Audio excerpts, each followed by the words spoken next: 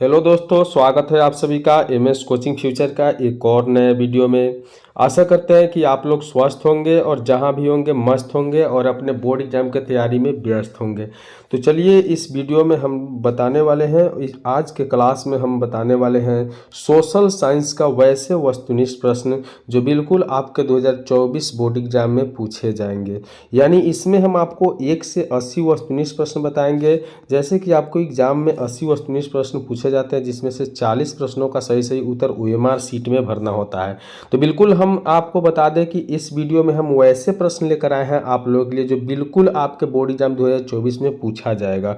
अगर इस वीडियो में बताए हुए 80 प्रश्न में अगर 40 प्रश्न या 30 प्रश्न नहीं पूछा जाए तो हम वीडियो बनाना छोड़ देंगे और इस यूट्यूब चैनल को डिलीट कर देंगे। यह वादे के साथ कह रहे हैं। आप लोग सोच रहे होंगे कि इस तरह से हम वीडियो देखने के लिए आप लोगों को झांसा दे रहे हैं, बिल्कुल नहीं। क्योंकि इस वीडियो में हम वैसे प्रश्न लेकर आए हैं जो बिल्कुल बोर्ड से रिलेटेड है या हर साल बोर्ड में पूछे जाते हैं। वैसे सारे प्रश्नों का कॉम्बिनेशन करके हम 1 से 80 वस्तुनिष्ठ प्रश्न बताए हैं। बिल्कुल हम 100% गारंटी के साथ श्योर कह रहे हैं, जो मेरा कॉन्फिडेंस है। बिल्कुल इस वीडियो को देख लीजिए। इसमें वैसे प्रश्न है जो बोर्ड एग्जाम में पूछे जाएंगे और कुछ ऐसे प्रश्न है जो आप पहले से जानते हैं। तो बिल्कुल एक एक प्रश्न का उत्तर आप कमेंट में देते चलिएगा और इस क्लास को शुरू से अंत तक जरूर देखिएगा इस वीडियो को। तो चलिए हम देरी नहीं करते वीडियो को शुरू करते हैं। देखते हैं कि आज का प्रश्न दिया है पहला, जो ब्रेस्ट लिटोवस्क की संधि किन देशों के बीच हुई थी। ब्रेस्ट लिटोवस्क की संधि किन देशों के बीच हुई थी। तो याद रखना है कि इस प्रश्न का सही उत्तर है रूस और जर्मनी, यानी ऑप्शन डी बिल्कुल सही उत्तर है। चलिए अगले प्रश्न की ओर बढ़ते हैं और दो नंबर प्रश्न देखते हैं। दिया हुआ है मार्च 1946 में फ्रांस तथा वियतनाम के बीच होने वाला समझौता किस नाम से जाना जाता है। बिल्कुल इंपॉर्टेंट प्रश्न है। इस वीडियो में 1 से 80 प्रश्न आपको देखना है और गारंटी के साथ कह रहे हैं कि आप लोगों का समय व्यर्थ नहीं जाएगा। इसमें से प्रश्न रहने वाला है आपके बोर्ड एग्जाम में। तो मार्च 1946 में फ्रांस तथा वियतनाम के बीच होने वाला समझौता किस नाम से जाना जाता है। तो याद रखिए कि इनमें से कोई नहीं है, क्योंकि यह अगले प्रश्न यानी 3 नंबर प्रश्न देखेंगे। दिया हुआ है कि पूर्ण स्वराज्य का मांग का प्रस्ताव कांग्रेस के किस वार्षिक अधिवेशन में पारित हुआ। यानी पूर्ण स्वराज्य की मांग का प्रस्ताव जो था वो कांग्रेस के किस अधिवेशन में पारित हुआ था। तो याद रखना है कि यह 1929 लाहौर, इसलिए 3 नंबर प्रश्न का सही उत्तर ऑप्शन ए हो गया। अगले प्रश्न की ओर बढ़ेंगे और 4 नंबर प्रश्न देखेंगे। दिया हुआ है कि वल्लभ भाई पटेल को सरदार की उपाधि किस आंदोलन के दौरान दी गई।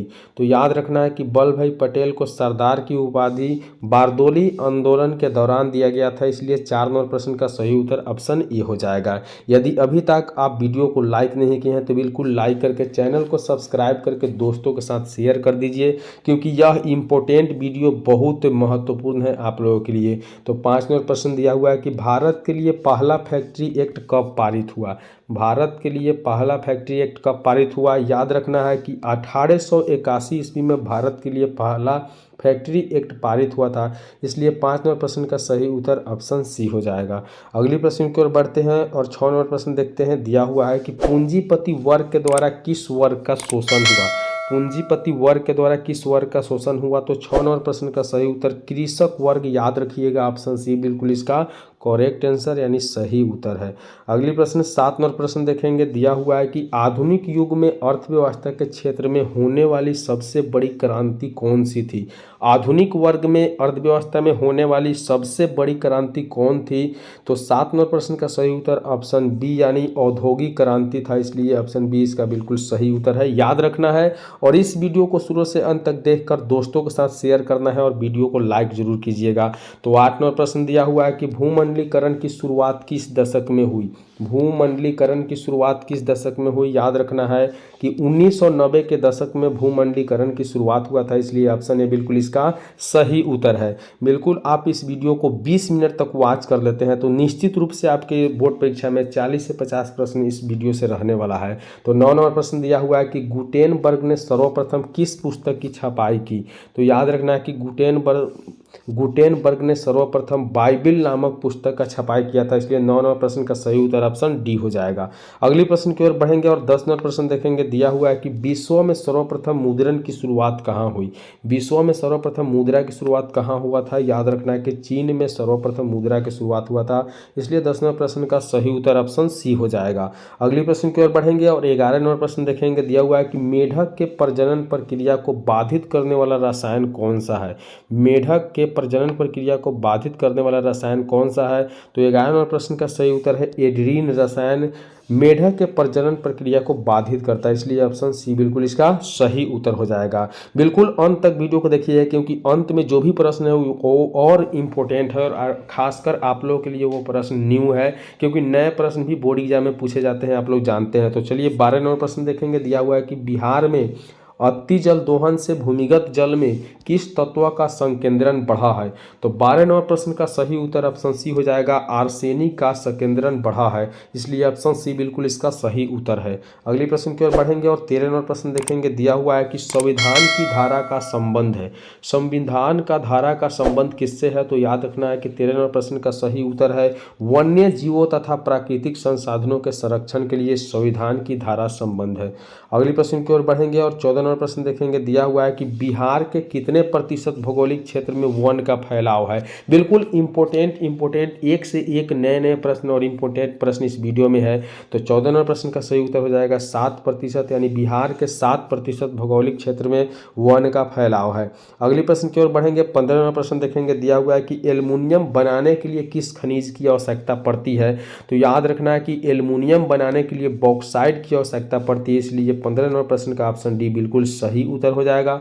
अगली प्रश्न की ओर बढ़ेंगे और 16 नंबर प्रश्न आपके सामने लेकर आए हैं। दिया हुआ है कि भारत के किस राज्य में सौर ऊर्जा के विकास की सर्वाधिक संभावनाएं हैं, तो भारत का वह राज्य है राजस्थान, यानी राजस्थान में सौर ऊर्जा के विकास की सर्वाधिक संभावनाएं है, इसलिए 16 नंबर प्रश्न का सही उत्तर ऑप्शन सी हो जाएगा। अगले प्रश्न की ओर बढ़ेंगे और 17 नंबर प्रश्न देखेंगे। दिया हुआ है कि निम्नलिखित में कौन छोटे पैमाने का उद्योग है, तो याद रखना है कि छोटे पैमाने का उद्योग जो खिलौना होता है, इसलिए 17 नंबर प्रश्न का सही उत्तर ऑप्शन सी हो जाएगा। बिल्कुल एक एक प्रश्न को शुरू से अंत तक देखना है, क्योंकि इस वीडियो देखने के बाद आपको बाकी कोई वीडियो देखने की आवश्यकता नहीं पड़ेगी। तो 18 नंबर प्रश्न में दिया हुआ है कि देश में कितने विशेष आर्थिक क्षेत्र विकामीन है, यानी देश में कितने आर्थिक क्षेत्र विकामीन है, तो इस प्रश्न का सही उत्तर हो जाएगा 5। अगली प्रश्न की ओर बढ़ते हैं और 19 नंबर प्रश्न देखेंगे। दिया हुआ है कि बिहार की सीमा में रेल मार्ग की कुल लंबाई कितनी है, तो याद रखना है कि बिहार के सीमा में रेल की कुल लंबाई जो है वह 6283 यानी 6283, इसलिए ऑप्शन ए बिल्कुल इसका सही उत्तर हो जाएगा। अगली प्रश्न की ओर बढ़ेंगे और 20 नंबर प्रश्न देखेंगे। दिया हुआ है कि तौल चिन्ह की सहायता से किसी स्थान की विशेष मापी गई ऊंचाई को क्या कहा जाता है, तो इस प्रश्न का सही उत्तर ऑप्शन ए हो जाएगा, यानी स्थानिक ऊंचाई कहा जाता है। अगली प्रश्न की ओर बढ़ेंगे और 21 नंबर प्रश्न देखेंगे। 21 नंबर प्रश्न दिया हुआ है कि जब हम लैंगिक विभाजन की बात करते हैं तो हमारा अभिप्राय होता है, तो याद रखना है कि 21 नंबर प्रश्न का सही उत्तर ऑप्शन बी था समाज द्वारा स्त्रियों और पुरुषों को दी गई असमान भूमिका जो है जब हम लैंगिक विभाजन करते हैं तो वो इसका अभिप्राय होता है। अगली प्रश्न यानी 22 नंबर प्रश्न बिल्कुल इंपॉर्टेंट प्रश्न है, नए नए प्रश्न है, आपके बोर्ड से रिलेटेड है और बिल्कुल एग्जाम में पूछे जाएंगे। तो 22 नंबर प्रश्न दिया हुआ है कि भारतीय संविधान के बारे में इनमें से कौन सा कथन सही है, तो 22 नंबर प्रश्न का सही उत्तर ऑप्शन है कि यह धर्म के आधार पर भेदभाव मनाही करता है, यानी यह धर्म के आधार पर भेदभाव नहीं करता है। ठीक है। अगली प्रश्न यानी 23 नंबर प्रश्न दिया हुआ है कि सत्ता में साझेदारी सही है क्योंकि देश की एकता को कमजोर करती है, देश की एकता को क्या करती है, कमजोर करती है। अगली प्रश्न 24 नंबर प्रश्न देखेंगे, बिल्कुल इंपॉर्टेंट प्रश्न है। दिया हुआ है कि वर्ष 1975 ईस्वी को भारतीय की राजनीति में किस लिए जाना जाता है, तो याद रखना है कि 24 नंबर प्रश्न का सही उत्तर ऑप्शन से अर्थात देश में आपातकालीन लागू किया गया था, इसलिए वर्ष 1975 भारतीय राजनीतिक में जाना जाता है। अगली प्रश्न की ओर बढ़ेंगे 25 नंबर प्रश्न। बिल्कुल उससे पहले एक रिक्वेस्ट है कि यदि अभी तक आप इस यूट्यूब चैनल को सब्सक्राइब नहीं किया तो बिल्कुल सब्सक्राइब करके दोस्तों के साथ शेयर कर दीजिए। चलिए 25 नंबर प्रश्न दिया हुआ है कि बिहार में संपूर्ण क्रांति का नेतृत्व किसने किया था, तो याद रखना कि बिहार में संपूर्ण क्रांति का नेतृत्व जयप्रकाश नारायण के द्वारा किया गया था। बिल्कुल एक से एक प्रश्न है, नए प्रश्न और पुराने प्रश्न सभी मिलाकर बनाया गया, क्योंकि इंपॉर्टेंट जितने प्रश्न हो सारे प्रश्न इस वीडियो में देखने के लिए आपको मिलेगा। तो 26वां प्रश्न दिया हुआ है कि नर्मदा घाटी परियोजना किन राज्यों से संबंधित है। तो 26वें प्रश्न का सही उत्तर हो जाएगा ऑप्शन बी, अर्थात तमिलनाडु, केरल, कर्नाटक से नर्मदा घाटी परियोजना संबंधित है। अगली प्रश्न के बढ़ेंगे। 27वां प्रश्न देखेंगे, दिया हुआ है निम्न में से किस लोकतंत्र का प्राण माना जाता है, यानी निम्न में से किसे लोकतंत्र का प्राण माना जाता है। तो 27वें प्रश्न का सही उत्तर है ऑप्शन डी, अर्थात राजनीतिक दल को लोकतंत्र का प्राण माना जाता है। अगले प्रश्न की ओर बढ़ेंगे। 28वां प्रश्न दिया हुआ है कि दल बदल कानून निम्न में से किस पर लागू होता है।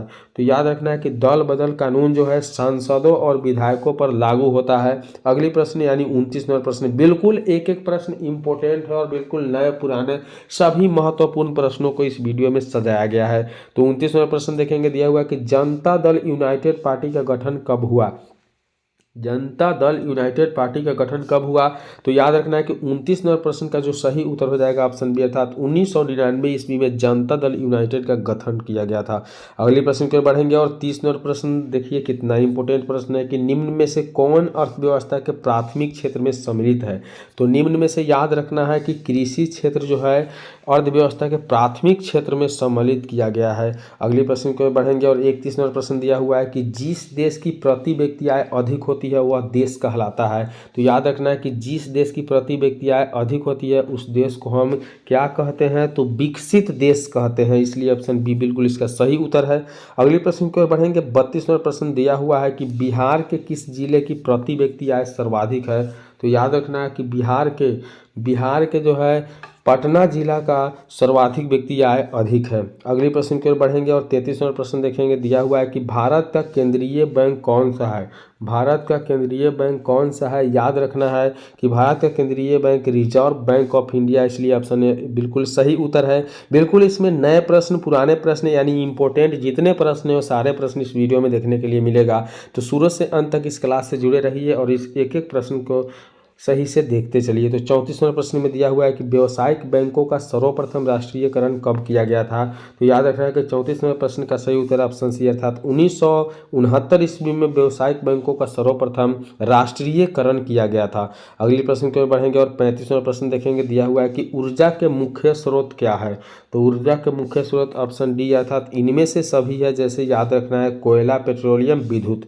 अगले प्रश्न की ओर बढ़ेंगे और देखेंगे 36वां प्रश्न दिया हुआ है इनमें से कौन सी बहुराष्ट्रीय कंपनी है। इनमें से कौन सी बहुराष्ट्रीय कंपनी है। याद रखना है कि इनमें से कोई नहीं, इन बहुराष्ट्रीय कंपनी यानी अपना देश की कंपनी इनमें से कोई नहीं दिया हुआ है। तो अगली प्रश्न की ओर बढ़ेंगे और 37वां प्रश्न देखेंगे। दिया हुआ है कि उपभोक्ता अधिकार दिवस कब मनाया जाता है। तो याद रखना है कि उपभोक्ता अधिकार दिवस आपको ऑप्शन बी, अर्थात 15 मार्च को मनाया जाता है। अगली प्रश्न की ओर बढ़ेंगे और 38वां प्रश्न देखेंगे। दिया हुआ है कि यदि किसी वस्तु या सेवा का मूल्य 20 लाख से अधिक तक 1 करोड़ से कम है तो उपभोक्ता कहाँ शिकायत कर सकता है। तो 38वें प्रश्न का सही उत्तर है कि राज्य आयोग में उपभोक्ता शिकायत कर सकता है। अगली प्रश्न की ओर बढ़ेंगे और 39वां प्रश्न देखेंगे। दिया हुआ है कि सुनामी का प्रमुख कारण क्या है।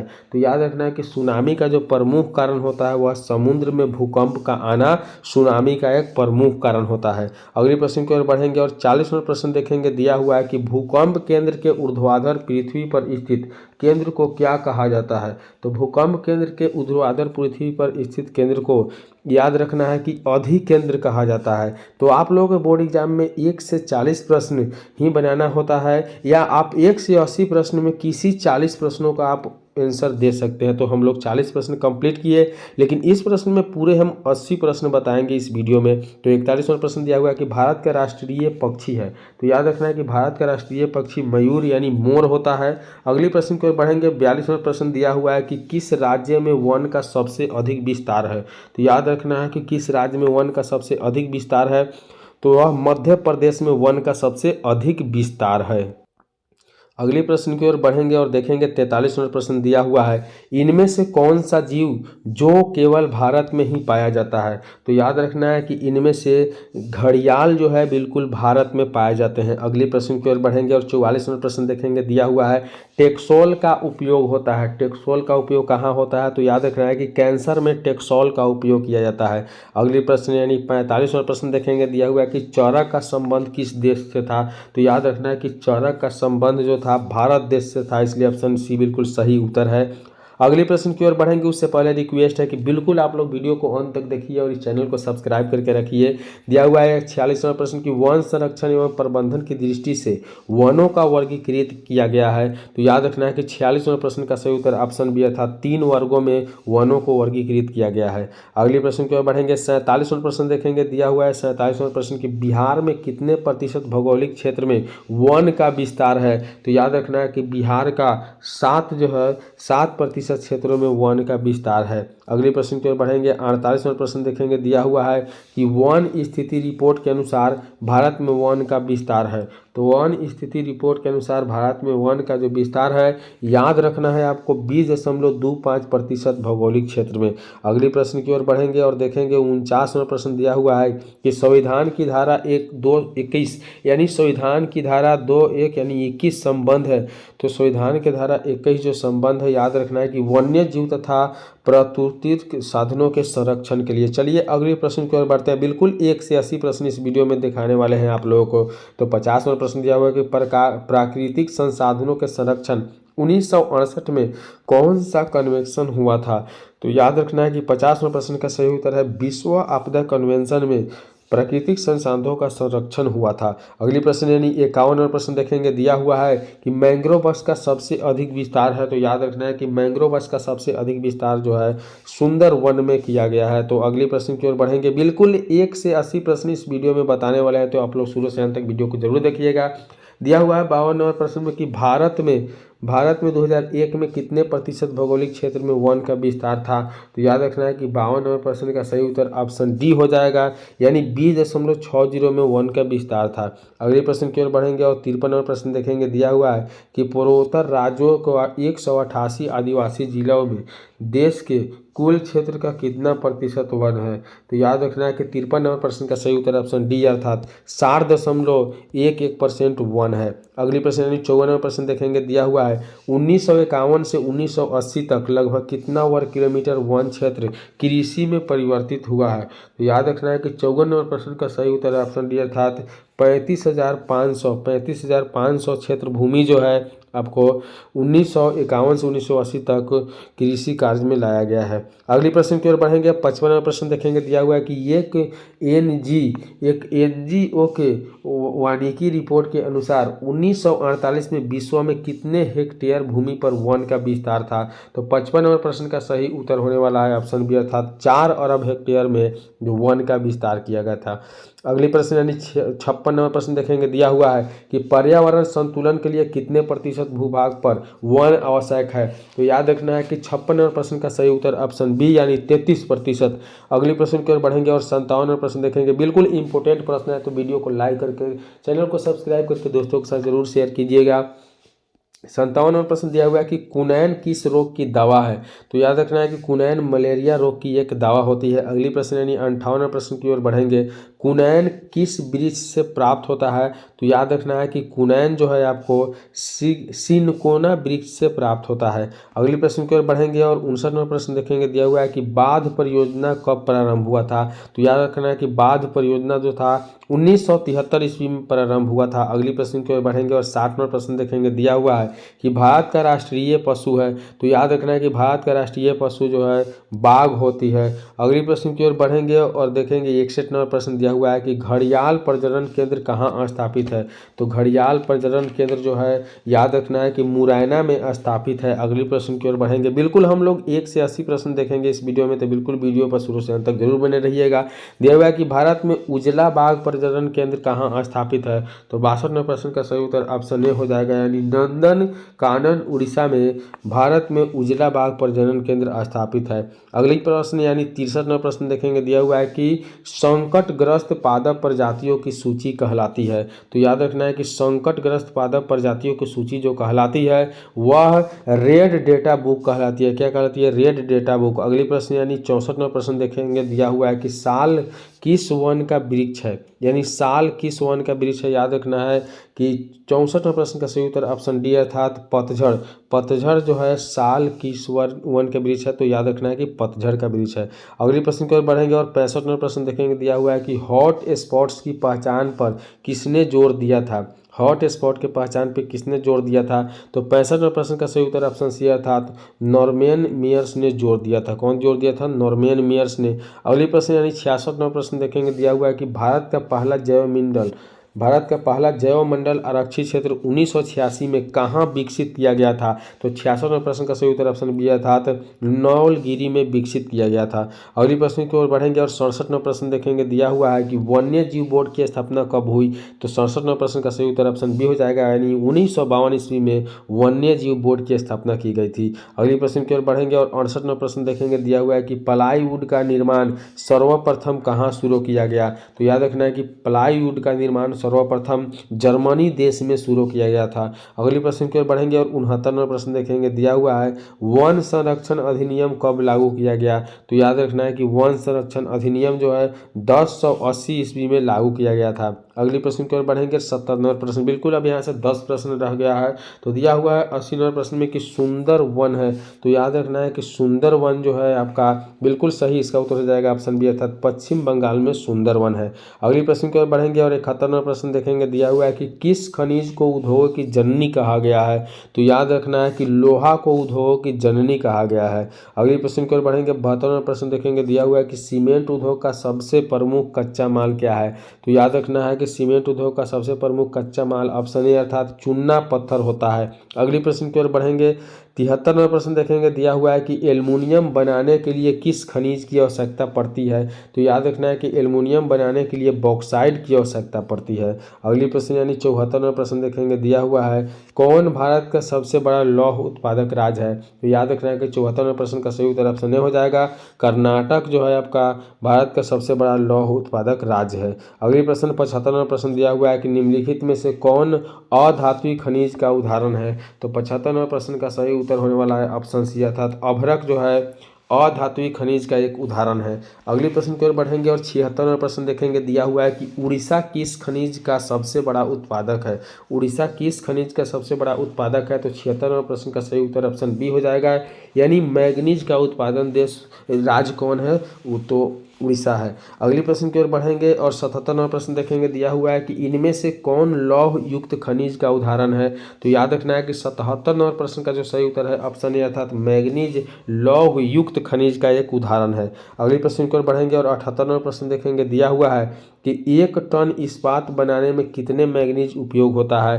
तो याद रखना है कि 78वां प्रश्न का सही उत्तर ऑप्शन बी अर्थात 10 किलोग्राम 1 टन इस्पात बनाने में मैग्नीज का इस्तेमाल किया जाता है। अगली प्रश्न 79वां प्रश्न देखेंगे, दिया हुआ है कि कौन लौह अयस्क का एक प्रकार है? कौन लौह अयस्क का एक प्रकार है? तो 79वां प्रश्न का सही उत्तर ऑप्शन बी हो जाएगा, हेमटाइट। अगली प्रश्न की ओर बढ़ेंगे और 80वां प्रश्न देखेंगे, दिया हुआ है कि भारत में लगभग कितने खनिज पाए गए हैं? तो याद रखना है कि भारत में लगभग 100 खनिज पाए गए हैं। तो बिल्कुल इस वीडियो में 180 प्रश्न बताया जो आपके लिए बिल्कुल इंपॉर्टेंट होगा। तो यदि वीडियो अच्छा लगा हो, अभी तक लाइक नहीं किया तो बिल्कुल लाइक करके चैनल को सब्सक्राइब करके दोस्तों के साथ शेयर कर दीजिए। चलिए मिलेंगे अगले वीडियो में, तब तक के लिए बाय।